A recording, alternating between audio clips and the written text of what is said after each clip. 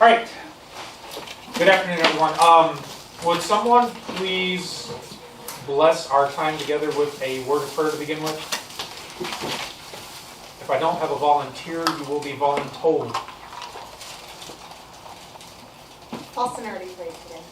Who did? Halston did. I know Halston did the meal. She was awesome. She did a great job. So we'll do someone who kind of rhymes with Halston, and we'll do Dawson. Sweet. Okay. Dear Lord, thank you for this wonderful day that we get to be here together, learn about you, and thank you for keeping us all safe at school, and we hope we can survive this school year in your name. Amen. Amen. Dawson, we already know that's not going to happen.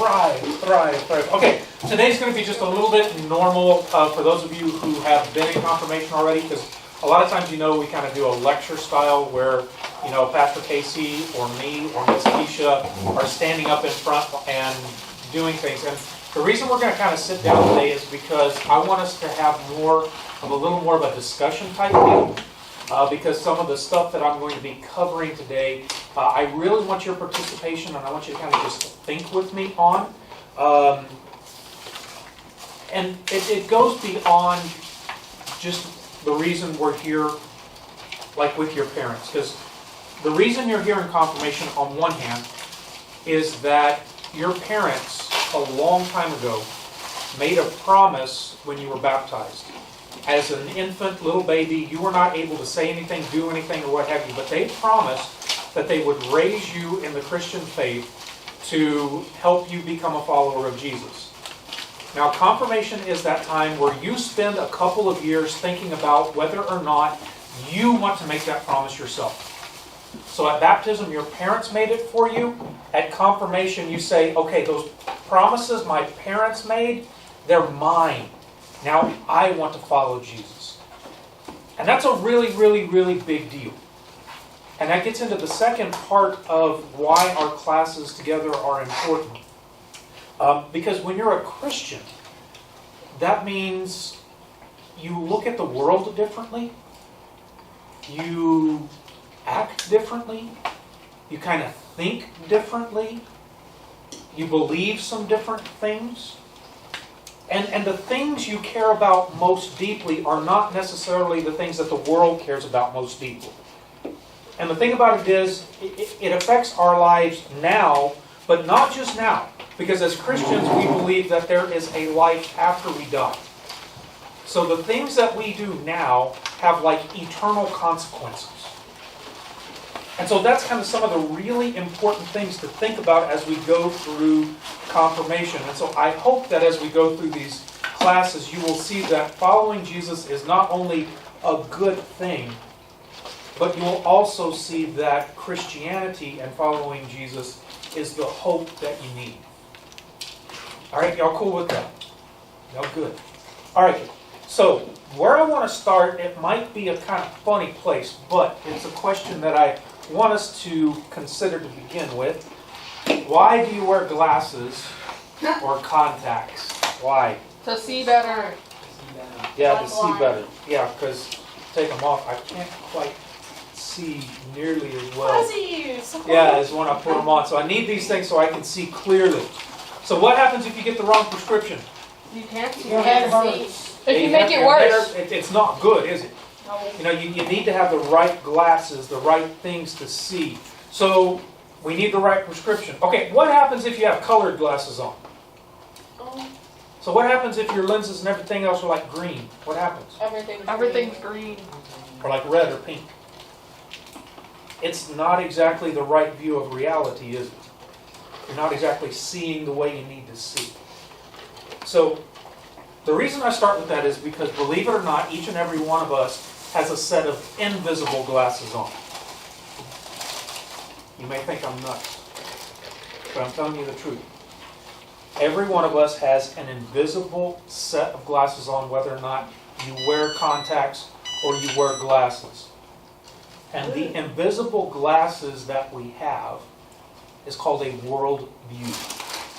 So you're looking at your sheet. Question number 1. The invisible set of glasses that we have. Called a worldview.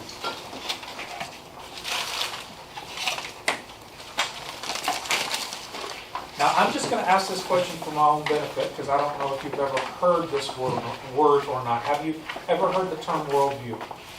Yes. Can you raise your hand if you have? Quite a few of you. Excellent. I'm glad that you know what one of those things are. Some of you may have never even thought about worldview or what your worldview is. And the thing about it is, like when I was your age, I never had to. Because when I grew up, basically most people had the same worldview. We kind of looked at reality the same. We kind of had a basic understanding of how the world worked. We had a pretty good idea of what was right and what was wrong. But do you think that's the case anymore? No, it's really not. I mean, when you look around the world, you see a lot of different people who think a lot of different things, don't they? They don't always agree on what's right and what's wrong, do they? So there's all of these different world views that are happening in our world. And sometimes this doesn't play out so good. So I want you to think with me on this. Okay, so think. Have you ever heard the phrase, you got to live your truth? Some of you have heard that? You got to live your truth. How many of you believe that that's what you got to do in life? Anybody? A couple of you? A couple of you? Okay, all right. So let me ask you this question. What happens if your truth is different than mine? Well, what if my truth says, I can go take anything I want from you? Nope. What if that's my truth? Then you gotta live your truth, not to live mine. Well, what if my truth is to come take your stuff? Well, I don't know. What if living my truth means I do that? Is that a good idea? No. Why? It's my truth. Not the right way. It's a bad truth. So you're telling me that there are limits on living our truth. Does that mean that there may be a higher truth than just my truth? Yes or no? What do you think? Yes.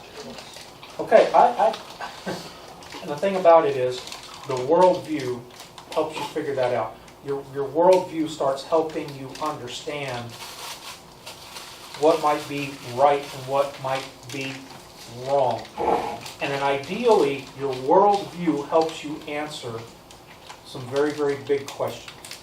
And this is how we can tell your worldview is a good worldview or a bad worldview. By how it answers big questions. So what are some of these big questions? Where did everything come from? Who am I? Why is this world messed up? I mean, do you agree that the world's kind of messed up? Yes. Okay, so why is this world messed up? And then what is right and wrong, and who gets to decide what's right and wrong? How can the world be fixed? How can we have happiness in the midst of a messed up world? And what happens when we die? Now, are those big questions or what? And most of the time, we don't even think about it. Most of the time, we kind of push them to the back, and we don't even realize that these questions are affecting how we live our lives. Like I said, they're like invisible glasses. And you have been raised, whether you believe it or not, with a worldview. Somehow, some way, all of these questions have kind of just been dealt with through maybe society, through maybe your parents, through maybe school. In some ways, answers to these questions have been given to you. But what we want to talk about starting today is, what is the Christian worldview? What does the Christian worldview say about these things? And is that Christian worldview better than others? And of course, I wouldn't be here today teaching you if I didn't think it wasn't better than others. We've already agreed that some worldviews are better than others, right? So why would I think Christianity, and I'll go out on a limb, I think Christianity is the best one at all, okay? That's my position. That the Christian worldview is the best one. And I hope you'll be able to see it. All right? So if you'll humor me, we can talk about some of those things and maybe come up with something, all right? So let's start with asking one of those questions. Where did everything come from? What do you think? Where did everything come from?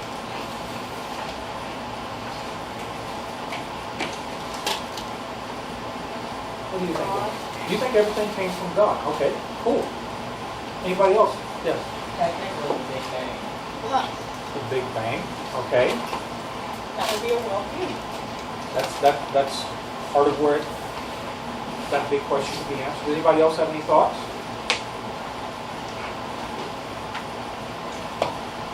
Nobody else has any other thoughts. So we have God, we got Big Bang.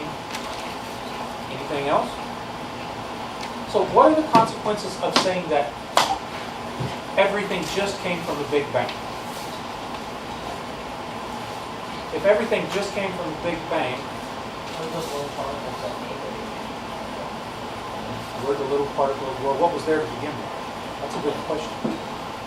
Nothing was there. Well, how do we know? Well, so if nothing was there and it just came a being all of a sudden by chance, what does that mean?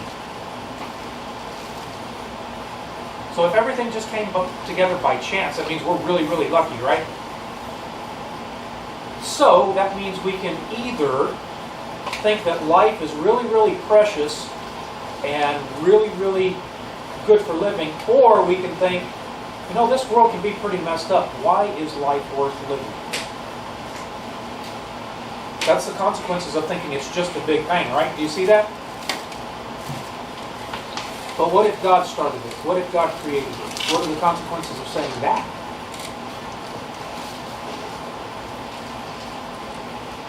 If God created the universe, does it have a purpose? If God created the universe, is there meaning behind it? If God created the universe, when bad things happen, do we think that there might be something that'll happen along the way to change the bad into good? If God is the one calling the shots?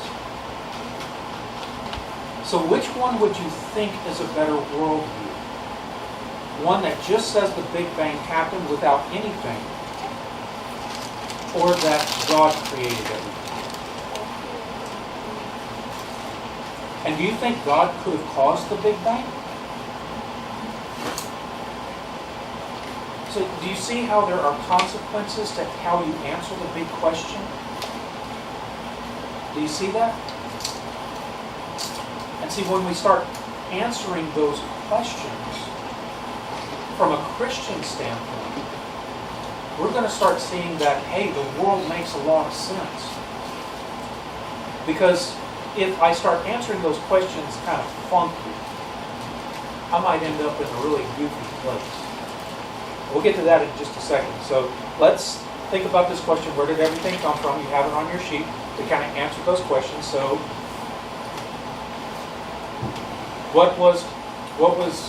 where did everything come from? It was what by God? Created. Right. And so since it's created by God, creation has a... And so if creation is important to God, who else should it be important to? So therefore, if creation is important to God and was put together for a purpose, and it's important to God, it's important to us, so what are we supposed to do with creation? Are we supposed to go trash it? No. Are we supposed to go use it for our own purposes? No, you're supposed to protect it. Right. We are supposed to care for creation. We are supposed to enhance creation. And we do not destroy it. Y'all know what enhance means, right? Yes, Kevin. Well, if we're not supposed to destroy it, how come I know what it is? Right, okay. There's a difference between using creation and using the things of creation and absolutely destroying it. So we have lumber, we have those things. And what do we do with lumber? Yeah. Now, we get those from trees, right? So we harvest the trees. Is there a difference between harvesting the trees that we need for housing, for cooking, for stuff like that, and just going and destroying all the trees? Because we could just destroy them just because we want to, right? Is there responsible use of creation and irresponsible use? So which do you think we as Christians are supposed to do? Right. Exactly. Good question, son. So we responsibly use the things of creation. Now, ideally, we wouldn't have to. Ideally, well, we'll get into that a little later when we start talking about how we were created and then what went wrong with the world. Because ideally, when we were first created, everything was great. Everything was perfect. And we didn't have to take trees or kill animals or anything like that. Because God had created everything good. And we find that in the book of Genesis, okay? And that's in the Bible. And Miss Keisha's going to talk a little more about the Bible later. She can be awesome with that. But that's the very first book of the Bible when we hear about creation. And God created it perfectly. And everything was really cool. And something went wrong. And we'll talk about that a little later when we find out what's wrong with the world. But the other thing we need to say about this is that we don't say that God created the world without evidence, okay? Because you're going to run into some people who are going to say, you have no evidence for God. You have no evidence that the world was created by God. Well, yeah, we do. Now, here's one. Look around. Those of you, how many of you like science? Raise your hand if you kind of like science. Okay, my scientists out there. I want you to think about the way the world works. I want you to think about animals. I want you to think about plants. I want you to think about rocks. Okay, so do non-living things produce living things? No. Well, soil and seeds, technically. Kind of.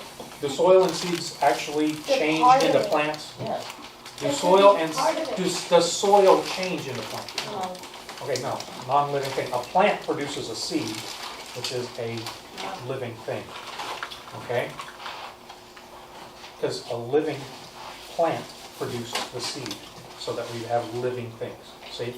Living things produce living things. Non-living things only produce non-living things. Where did the living come from? We know science. We know that a long time ago the Earth was a dual planetary system. The two planets crashed into each other. There was just an explosion. So the Earth was just this molten lava deal. Do you think anything was alive in that thing? No. It cooled off. Water condensed. Where did the life come from? Water's not alive, is it? No. Water doesn't produce life, does it? Nope. Neither does rock. All you had was rock and water. Where did life come from? A living source. You just had non-living things. Think about nature. Think about the way nature works. Do unconscious things in nature, things that can't think, trees, rocks, do they produce things that can think? No. Only thinking things can produce other things that can think, right? So how did we get the ability to think? Where did that come from? See, a thinking thing has to produce another thinking thing. A living thing has to produce another living thing. What do you deduce by the fact that the earth had none of those things? How did they get there? Did a thinking, living being have to put that kind of life on earth? If anybody tells you we don't have evidence for God, they haven't looked at the evidence carefully enough. We do. We do. I think that's really, really important for us to realize when we think about where everything came from. It came from God. We have evidence. So next, who am I? Who am I? Christianity says, and I'm not going to go through all the different worldviews and stuff like this, but Christianity says that you are created in the image of God. What does that mean? Well, if you're created in the image of God, isn't everybody created in the image of God? So does that mean I can go destroy God's image? Or do I respect God's image? Respect it. And if God deeply loves His creation, that means God deeply loves you. And so does God deeply love other people as well? Yes. So, because God deeply loves and cares for me, and I'm created in God's image, I deeply love and care for others. What don't I do to somebody? Kill them? I don't kill them. Do I harm them? No. You don't harm someone they love. Yeah, do I look down my nose on them and think that they're worthless? No. No. Why? Because they're created in what? God's eyes. They're created in God's image. That's who we as Christians believe you are. That's our worldview. You're created in God's image. I think that's pretty important to realize. Any questions? Everybody with us so far? Have you gone to sleep yet? No. Is this better than science class or worse? Better. Okay. I'm glad to hear that. Don't tell me which class it's worse than, though. What? So why is the world messed up? Okay, the world's messed up because even though we are created in the image of God, even though we're deeply loved by God, we chose to reject God's rule and try to be little gods ourselves. This story is also found in the Bible in the book of Genesis. And we'll see that what we did there is we became selfish. That's what it means to be a little god yourself. You want the world to revolve around you. And that's what's wrong with the world, folks. It has rebelled against its creator. And this is called the original sin. So if you ever hear people say that in church or something like that, original sin, it's selfishness. It's wanting to be God ourselves. So here's some questions for you. So think about it. Why are there people who are hungry in the world?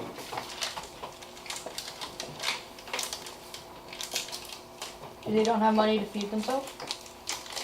Well, they don't have money to feed themselves. Is there enough food to feed everybody? Do we produce enough food on this planet to feed everybody? Yes. We throw away a lot of food a So lot. why are people going hungry? There's not enough people because there's like people who are rich, who are throwing people who are taking most of the money and like donating it or like giving other people these jobs. So there are some people who are taking the money and taking the food and keeping it to themselves and not sharing, right? So what is that called? Selfishness. Okay, thank you. So why are people living in poverty?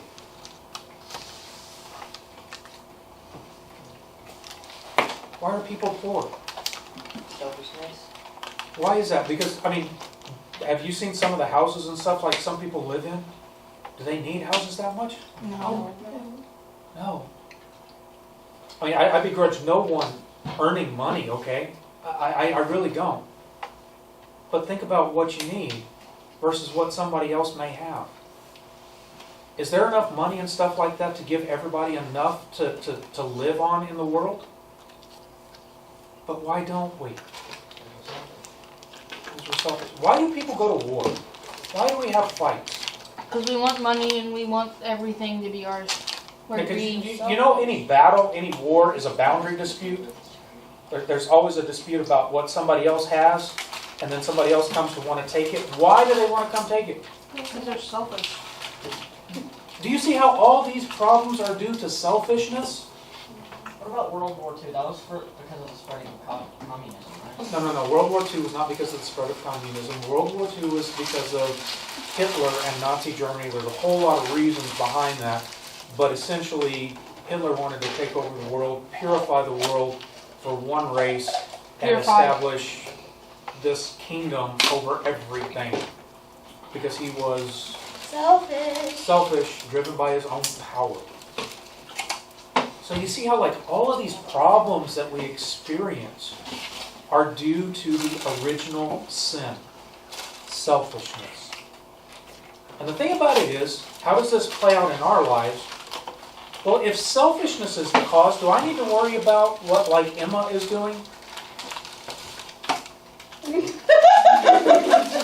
I mean, really, think about it. If I see Emma doing all kinds of wrong things and I don't like what she's doing, is she the problem with the world? No. Well, in a sense she is, because she's selfish in her own self. But who do I really need to worry about? Me. I need to take care of my business first. Because I'm the one who's selfish. And that's where it starts, with me. Not with everybody else. It starts with me and my relationship with God. And somehow we got to break out of that selfishness, and then we move into the world. So before you start getting mad about everybody else ruining your life, take a good hard look at yourself first. Because that's where it all starts. That's according to the Christian worldview. We've got to do something about selfishness, because that's the reason the world is messed up. So, next question. What's right, what's wrong? Who gets to decide? God. Dawson, just because you know the answer to the question. Yeah, I know it's up there. So God decides, and He's shown us in the Bible. Okay? And I know that the nation has a lot of laws, and as long as those laws don't conflict with God's laws, we're supposed to follow them. But if God makes a law, and the nation tells us we should break God's law, guess who we follow? We follow God because God is the lawgiver. And His commands and instructions are called the law. We have to remember that. And the thing about it is, do you think that the Bible, if you were to read the Bible, so I know some of you probably haven't read the Bible all the way through or anything, but if you were to read the Bible, do you think the Bible is going to tell you every single thing that you're supposed to do in life? You think the Bible is going to tell you what kind of job you need to have? No. You think the Bible is going to tell you what color pen you need to write with? No. It would be nice. Do you think the Bible is going to tell you who to marry? No, it's not. It would be nice if all of this was in there, but it's not. So, and there are other situations that we come across. Like, do you think, one part off there. Okay, does the Bible tell you you should or should not go to college? No. Oh, it doesn't. So there are things that are not in the Bible. So how do we figure out what we're supposed to do? How do we figure out what is right or what is wrong when the Bible doesn't tell us? Well, we always go look at Jesus. So that's really important. We always look at Jesus. And Jesus gave us two main commandments that He said all of the other commandments hinge on. And the first one is to love God. And the second is to love your neighbor as you love yourself. So those are the two greatest commands. So if we're having trouble figuring out what to do, we think, okay, how do I best love God and how do I best love my neighbor, and figure it out. That's what the Christian worldview says. So I don't look to society to tell me what's right and wrong. Who do I look to? God. Jesus. God, absolutely. All right, excellent. How can the world be fixed? How do we fix the world? The first thing we have to admit is we can't do it on our own. Because we're too selfish.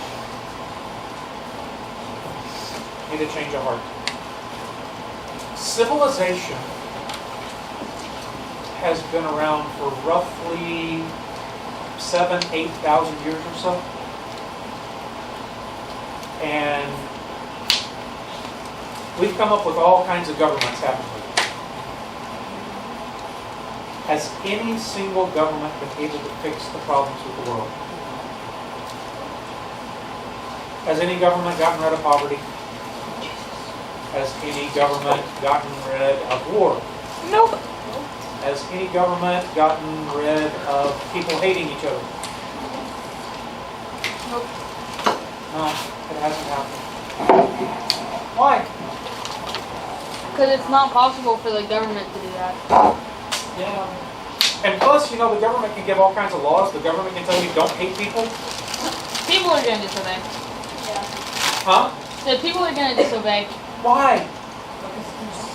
Because but the law told you you're supposed to do it. We're not very smart. If we just had a law, everybody would do it, right? You know people don't do that. You go down the highway with your folks, right? How many folks speed? Lots. When do they stop speeding? Never. Never. Oh, yes, they do. When the cop goes, woo! I Fuck mean, you my up. mom, where there's a white car behind me that you think might be a cop until not. Oh, yes, they do. They stop when there's a threat of punishment. Yeah. Hey, Keisha, how would you know? Yeah, Keisha. I thought you She's never been speed. driving for a while. Keisha, you said you never speed. Now there's children on the bus. She When I'm in my own observes. car, It's a different story. it She is a observes. So when there's a threat of punishment, people will obey the law. But what happens when the threat goes away? What happens when the flashing lights disappear? What They do speed people start again. doing again? Yeah. So the only reason people will obey the law without punishment is because they respect or love the lawgiver. When you respect and love the lawgiver, you will follow the law. So, in order for the world to be fixed, our hearts have to respect and love God. And the question is, how does that happen? How does a heart change? Well, Christianity says that grace changes a heart. And grace is a very, very important concept to Christians, particularly with those who are Lutheran. You know why we're called Lutheran, right? You're a part of a Lutheran church. Okay, well, you're not quite there yet, but we're working on it, all right? I know you grew up Catholic and everything, but Lutherans broke away from the Catholic Church over this idea of grace. Now, what is grace? I'm going to try to do this as simply as possible without taking a terribly long amount of time and hopefully helping you understand. So, grace starts with me messing up. All right? I don't follow God's law. I don't do what I'm supposed to do. I'm selfish and I rebel against God. Now, when you rebel against a king and you go off and start a rebellion, what should the king do to you? Doesn't he normally kill you or something? You're right. Absolutely, you're right. Because a king cannot allow that rebellion to happen, or else he loses his kingdom. So when we rebel against God, guess what we deserve? Punishment. We deserve death. We deserve punishment. But God died on a cross, so we Right. don't have to. Exactly, Dawson. You remembered the Bible section last year. But what Yay. happened is that God took on human flesh in Jesus. So Jesus is God. We have to remember that. God took on human flesh and He came to earth. And He lived the life that we were supposed to live. Okay? He followed God's commands. He did not rebel against His Father in heaven. He did everything He was supposed to do. And because He did that, He was holy. We use the term righteous. It means you did everything right. There's no separation between you and God. You're righteous. Everything is good. Jesus was righteous. And because He was righteous, He was able to take our place on the cross. He died for us. And when He died for us, He took His righteousness, His goodness, and He covered our sin with it. And He took our sin away from us. There was this exchange that happened. So He died in our place. Now the best I can do for you on this to help you understand it is pretend like you were really little, going to the store with your parents. And it was going into one of those stores that had all those little knickknacks and antiques and stuff like that. What did your parents always tell you when you went into a store? Don't touch. Touch. Okay, yeah, you remember that really, really well. Don't touch. Okay, so let's pretend like you touched anyways and you The thing broke is, one. we all ended up touching it. I know you Yeah. ended up Whether touching it. you You didn't broke always it, break whether it. you broke it or not, that's a different You story. didn't, but let's pretend you But broke you it. always touched it. Let's pretend you broke it. Whether you Let's have pretend you reached out, grabbed something you weren't supposed to grab, it fell on the floor, shattered. Okay? You're on the floor crying now. Now what happened? Yeah, you're on the floor crying. Why? Well, Because you don't want to get a spanking. okay. Yeah, but you know what? You break it, you buy it. Aw. Do you have money to buy it? No. Your parents have to buy it. So what do your parents do? They buy it for you. Oh, you mean they don't call the store manager and say, take my kid to jail? No. No. Isn't that what you deserve? That'd be pretty hard. That's what they did to me. But eventually they didn't. You didn't go to jail for it. Wait, what? You might have got punished a little later for it, but you didn't go to jail. What did your parents do? They bailed you out. They paid for it. Did they commit the crime? No. Did they do wrong? No. It's like the bail bond Did they company. Did they give their goodness to you by paying for your sin? Yeah. Yes. See, that's what Jesus does. That's what our heavenly parent does.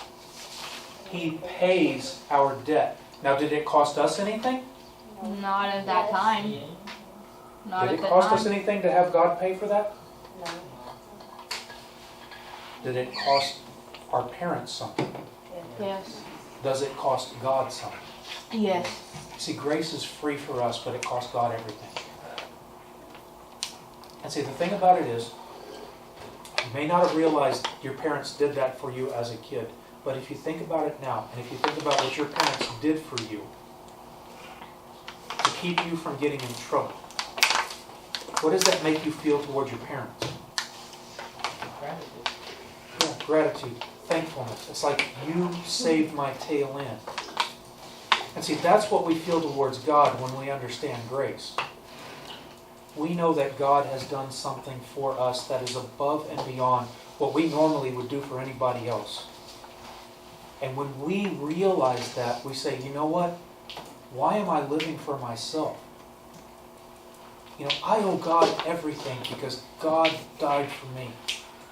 And so I no longer think of myself. I no longer think of being selfish and doing my things. I think about God and what God has done for me by dying for me on the cross. And so my heart changes. It's no longer about me, it's about thee. It's about God.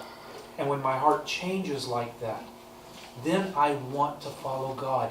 Then I want to love Him with all my heart, soul, mind, and strength. Then I want to love my neighbor. I become a better person. And do better people make a better world? Yes. And that's where it starts. Christianity starts with one person and then moves out into the world. It starts with you and me, and then as we join in community, we make a difference in the world.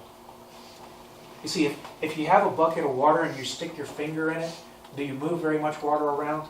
No. You can, but when you just put your finger in, does it move a lot of water? Does it make a lot of difference in that bucket? No. Just one finger? How big is your bucket? I'm thinking a 5-gallon bucket. Are you thinking a little bitty bucket like that? Well, technically, you changed the density of the food. Stop doing You science did not smart. change a whole lot. You stick your finger in a 5-gallon bucket of water and you tell me how much water you actually move.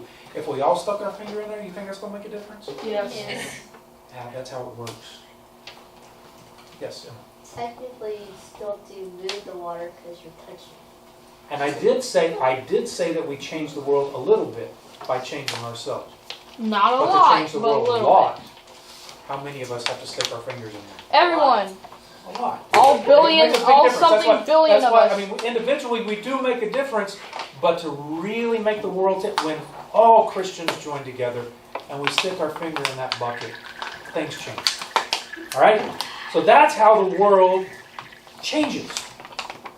But it doesn't become perfect, does it? Still a little messed up. So how can we have happiness still in the midst of this messed up world? That's a big question, isn't it?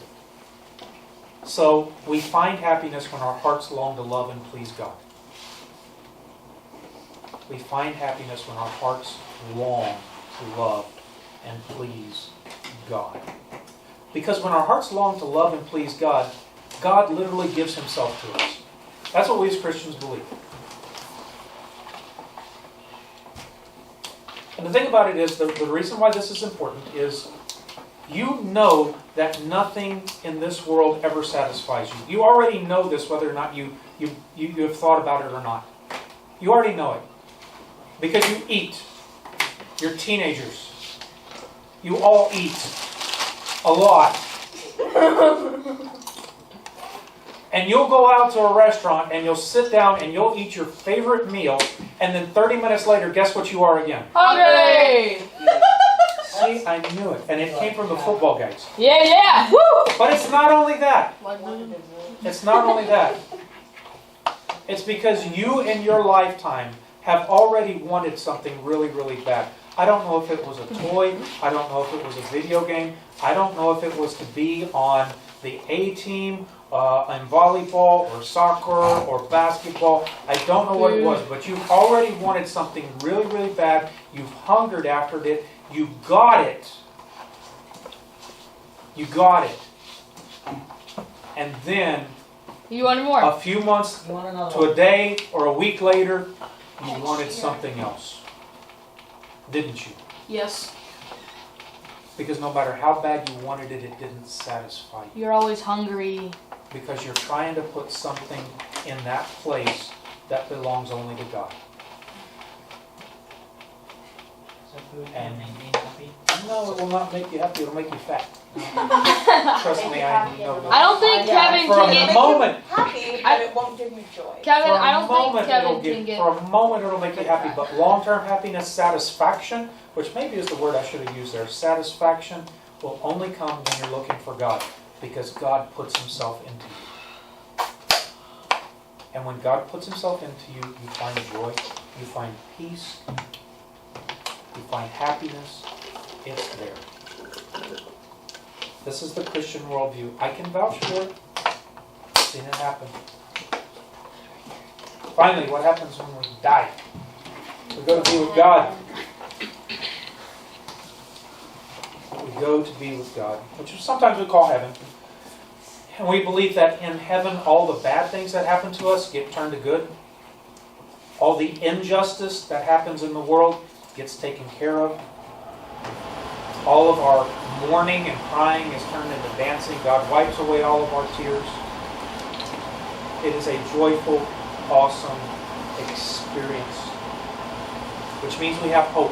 And that's a really important word, because if you look at a lot of the other worldviews, this is one of those times I'm going to stray and talk about that. So if you're an atheist and you believe that nothing happens after death, that you just die, you go away, you go to the ground, you're done, over with, do you have hope? No. If somebody has wronged you in this life and you are angry and upset about it, will you have justice? Also, then what's the point of living at that point if you're just going to be nothing? That's part of the big question of having that atheistic worldview. You have no hope. There's nothing there afterwards. There's no ultimate justice. There's no ultimate peace. With Christianity, at least we have the promise that God says, I will make everything right. We have hope.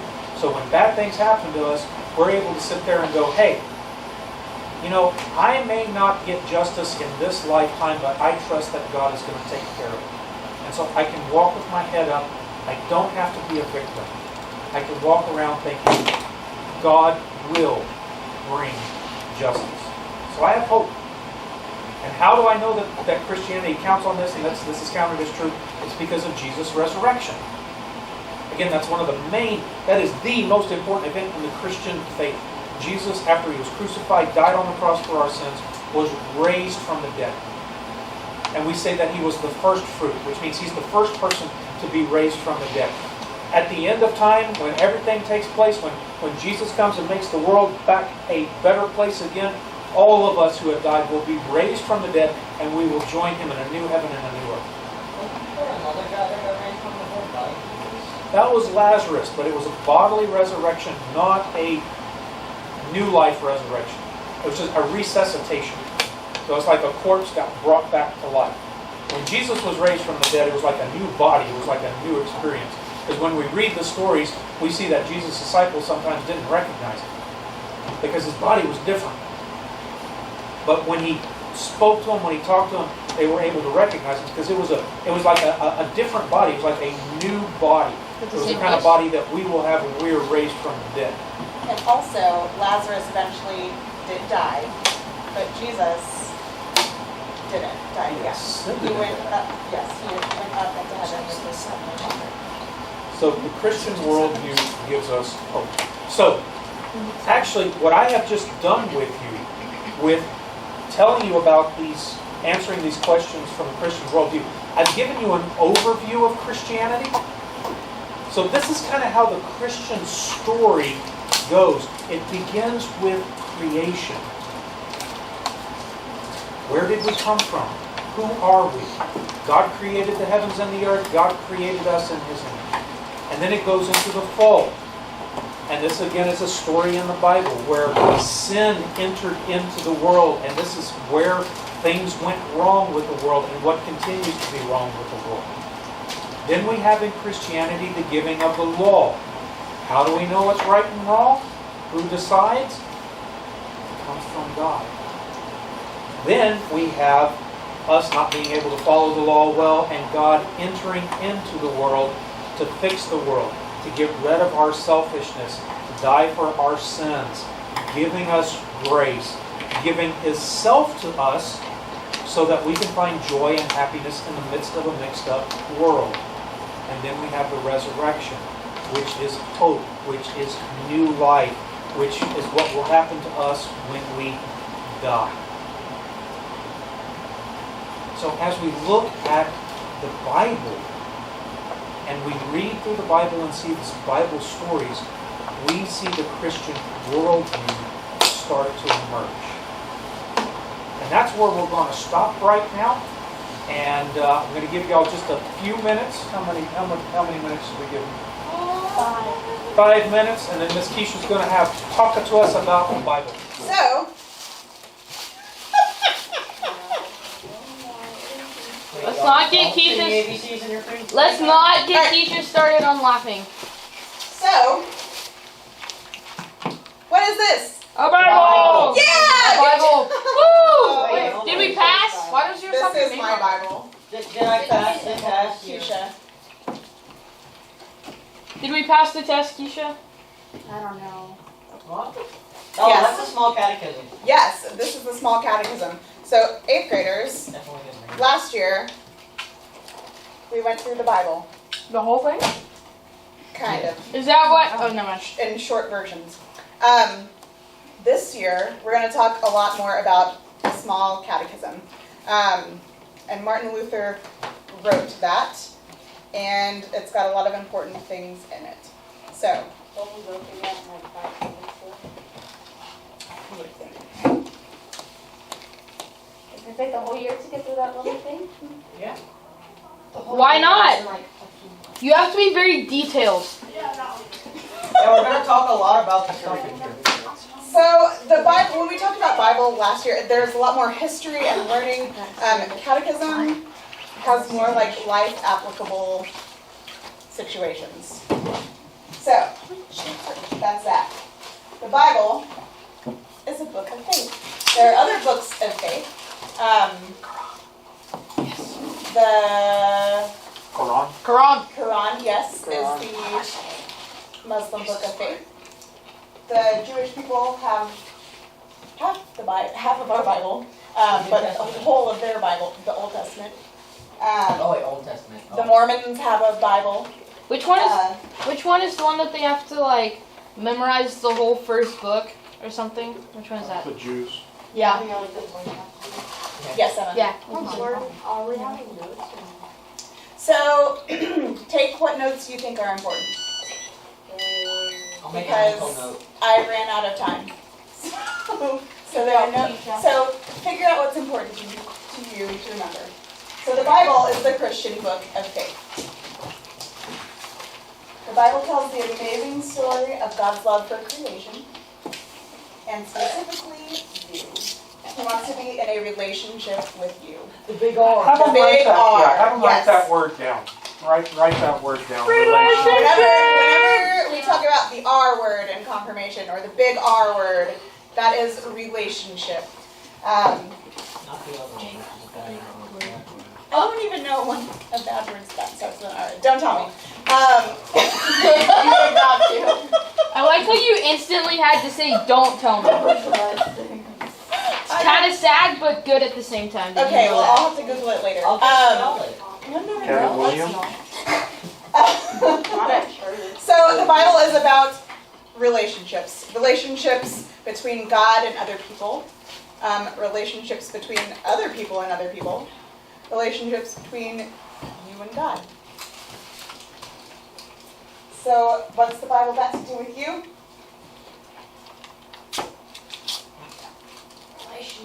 What? No. I'm just holding it like this. Lots. We're going to learn about it. Okay. One summary is John 3:16. Somebody read that. Kevin, go. For God so loved the world that he gave his only son, so that everyone who believes in him may not perish but may have eternal life. Beautiful.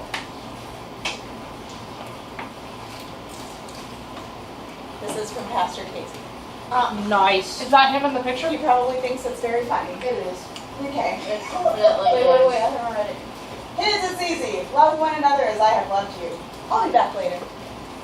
Because he died and like... So Kevin's funny. leaving the kids without Oh. supervision. Don't judge me. Look at that You old judge me. kid with a beard. Yes. Wait, so Jesus thank would Pastor just Casey a for bunch this of kids and beautiful was like, picture. So, the Bible. This is going to be kind of an overview. The Bible has two testaments. The Old and the New. Which one is about Jesus? The New. Beautiful. The new. What's The the New. Old Testament? It's about life before The life. Old. Yeah, stuff before Jesus. What, Kevin? I don't know, I Oh. have any part. That's not the Bible. History. There's a lot of history in the Old Testament. Huh? Oh no, I'm not saying that. The Old Testament was originally written in Hebrew, and the New Testament was originally written in Greek.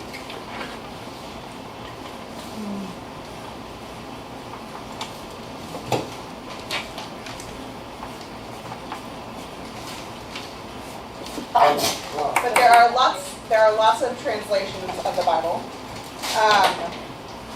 Can I get 3 volunteers to read something?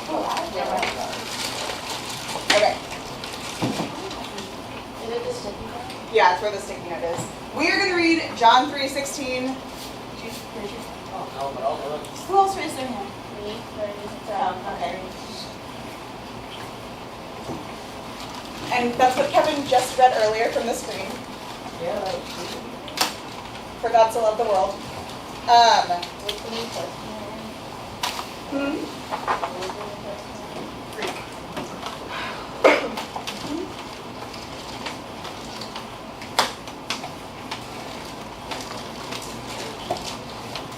Huh?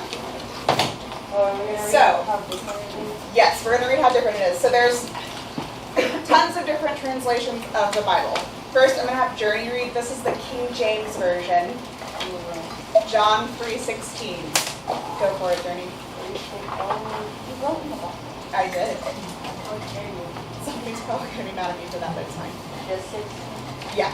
Loudly, please, so that we can all hear back here.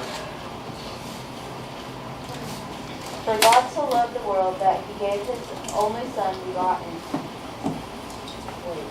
He gave his only begotten son, that whoever believed in him should not perish, but have everlasting life. Good. So, yes. So King James Version, written and translated a long time ago. Whenever you hear like the thys and the thous and these and speak it. Does it sound like Shakespeare? I know. Not necessarily. Yeah. Old English. Old English. A lot of people still like using this Bible. I don't like it. No, shall not pass. Brain cells. It confuses. Yes, it's confusing. But that's one translation. Another translation, Kevin, go ahead and read. I think you have the New Living Translation. Is that what it is? Contemporary English version. Contemporary English version. Usually the Bible that you're reading will tell you. So like the Lutheran Study Bible, if you go to this page, Lutheran Study Bible, New Revised Standard Version. It'll usually tell you what it is. All right, so Kevin, read yours. God loved the people of this world so much that he gave his only Son so that everyone who has faith in him will have eternal life and never really die. Very different, right? Something they would have never really thought. It's just like And then JC, you have the Message Bible. This is how much God loved the world. He gave his Son, his one and only Son, and this is why, so that no one needed to be destroyed by believing in him. Anyone can have full and lasting life. Good. Also very different, but all saying the same thing. But that's why it's important to be in relationship, because if we were just reading this by ourselves, sometimes it would be hard to understand.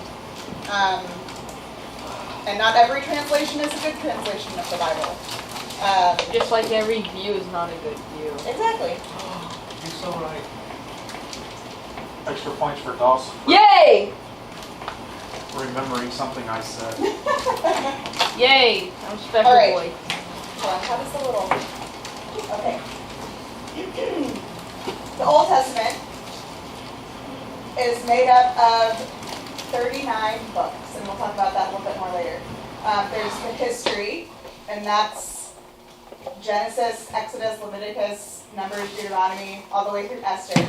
So there's a big chunk of history there. Poetry. I really like this laser pointer. Job, Psalms, Proverbs, Ecclesiastes, Song of Solomon. So it sounds different. It's not, I don't know what to say. Like a psalm will sound different than what's in the history. Well, it's like reading, like you read your history books, and then you listen to music. Yes. And so it's just a different, and they call it genre, is what that is. So a history book, will teach you stories and stuff like that in a very particular way. But then a psalm, it's words, but it's to send a message, but they do it in a very different fashion.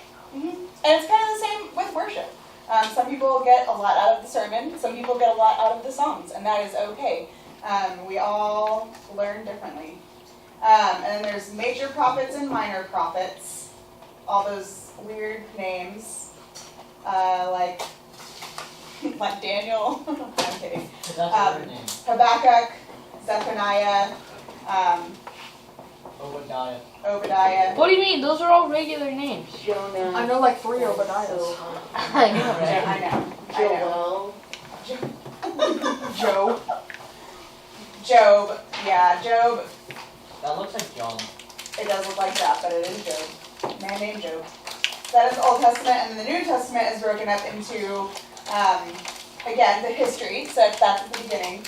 The Gospels are the first 4 books of the Bible, which are I knew our Mark, book. Luke, and John. beautiful. Acts.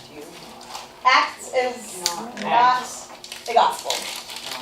Acts is Acts of the Apostles. And so that one is kind of like standing on its own there. See? All right. And then Paul wrote a lot of letters in the Bible. So he wrote letters to the people in Rome, to the people in Corinth, Galatia. No, he was not lonely. I like how he might have been lonely. I don't really know. He was single, so. Oh. I mean, we'll all find I never thought about that before. He had some time on his hands. Okay, anyway. No, so Paul was an apostle. all of these people in Thessalonica or Philippi, Ephesus, they were all new churches, and they were trying to figure out how to live as Christ taught them. And Paul was very important in guiding them in things like that. And I love some of the letters because there's, I can't remember where it is, but in one of them it says, in the Bible, hey, you forgot your coat. Like, I'll bring it next time. So it's just fun. And a letter. And then there's general letters not written by Paul. And then there is the I can't ever say that. Apocalyptic. That's a weird one. I like Yeah, how that's Revelation Revelation. is just by itself. So Revelation is And filled depressed. with a lot of imagery, and some people take it like Too literally. too literally. Yes. Isn't Or they that, read stuff into it that's not there. Yes. But that's very bad though. I'm pretty sure that if you, one of these days we're going to see somebody say that all the things that happened in Afghanistan were predicted in the book of Revelation. What? Somebody is likely to say that. yes. Well, just because there's all types of weird imagery and stuff like that that goes on in Revelation, and there have been people who have used it and interpreted it, in kind of modern events and say, oh, well, this part right here with these horsemen and stuff like that, that's related to, what's going on right now. And I mean, when I was in high school, I had a teacher at church tell me something about that when Revelation was talking about grasshoppers, it was actually talking about helicopters, like helicopter gunships. I was like, That's completely different. but that's that's like what they'll very do. different. But that's what people will do sometimes, and they'll use it wrongly. Like that's saying Grasshoppers don't even fly. That's- The closest bug to a helicopter would be a dragonfly. that's like saying a giraffe and a grasshopper are the same height. I know, but Anyway. that's what people will do with the book. So Revelation is a very weird book. Martin Luther almost did not include it in his version of the Bible that he translated into German, but it's there. Wait, he did all of that in German? Yeah. I bet you that wasn't fun. I think it took you a year. He had a lot of time because he was in hiding. Because he didn't want to go pew pew. No. No, Yeah, he didn't actually want got married. Yeah. that. He didn't want to go. Yes. Might And, have actually been fun. but that's a good point. So we talked about the Bible being written in Hebrew and Greek. I don't know where that went. Right there. Can you guys read in Hebrew and Greek? No. I can read some in A little Greek. bit in Greek. I can read a little bit in Greek. Look at these But fancy kids. the normal everyday person cannot read Hebrew or Greek. If the Bible was in Hebrew or Greek, we would not be able to read it. We right? could use like Google Translate. Heck yeah. We could. Google Translate is not good. Yes. Trust That's me, it would another not good be a point. good translation. So Martin Luther Did not have everything. did not have Google Translate. Yes. Oh, Emma. So was he hiding from me? Huh? Or was he hiding from me? He was hiding from people who wanted to go pop pop to him. They didn't have. So we are actually going to cover Yes. kind of Lutheran stuff like next week. So if you can save that question, we'll cover it next week. Yes. We'll Alright. talk about it more. So we'll talk about it next week. But Yes. yeah, no, that's a good question. And it's very important to see. Today we're talking about a basic overview of Christianity. And so Christianity, like we said, I gave you kind of the worldview, and we find the worldview in the Bible. And next week we're going to talk about specifically being a Lutheran and why that's important and why we believe that that's really important. So if you'll hang on to that, we'll do that next week. But it's a good question. But anyway, Martin Luther translated the Bible from Greek and Hebrew into German, something that the common people of So Germany he- at that point could read. So we had to learn both languages. Mm-hmm. Yes. Most pastors, when they go to seminary, like Pastor Kevin, had to learn Hebrew and Greek, or take Hebrew and Greek classes. I took some Greek classes as well. Well, it depends. Well, it is difficult to learn another language, and it's. Mhm. But I know I took a lot of time to learn it real well when I was in college. I've forgotten a lot, but it's fascinating to read because when you think about different words, and again, this might be a really important lesson. Like Greek has 4 different words, or actually 4 different words for the word love. I think it might be 5. I think it might be. I think it is. It might be 5. I thought it was I'll go 4. through them in just a second. English uses one word, love, but in Greek you have philia, which is like brotherly love. You have eros, which is romantic love. You have storge, which is like parental type love. And then you have agape, which is self-sacrificial love. So you have 4 different, it's 4 different words, all expressing different types of love. But when you get an English translation of the Bible, you just use one. So when you read a passage, you have to think, well, is this brotherly love?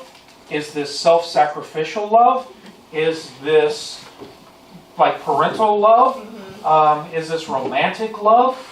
And so that doesn't come across clear.